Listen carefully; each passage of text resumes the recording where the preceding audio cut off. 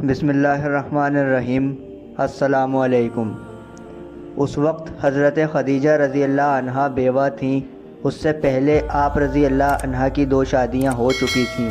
لوگوں میں اپنی عزت و حیا و پاک دامنی کے سبب طاہرہ کے لقب سے مشہور تھیں۔ آپ رضی اللہ عنہا کا سلسلہ نسب 5ویں پشت میں نبی علیہ السلام کے خاندان سے جا ملتا ہے۔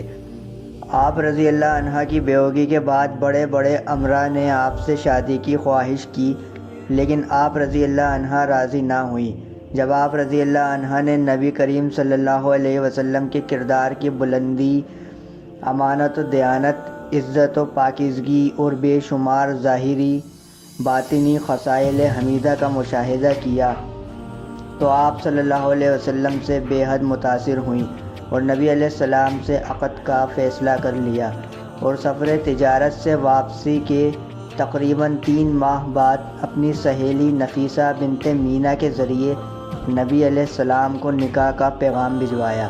نبی علیہ السلام نے اپنے دیگر چچاؤں کو اس رشتے کے متعلق بتایا۔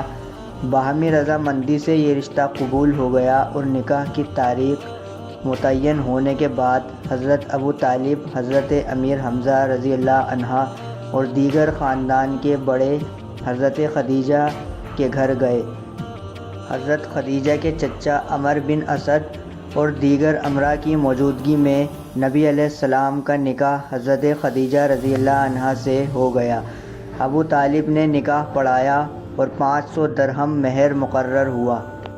اس شادی کے وقت حضرت خدیجہ رضی اللہ عنہا کی عمر 40 سال اور نبی علیہ السلام کی عمر مبارک 25 سال تھی۔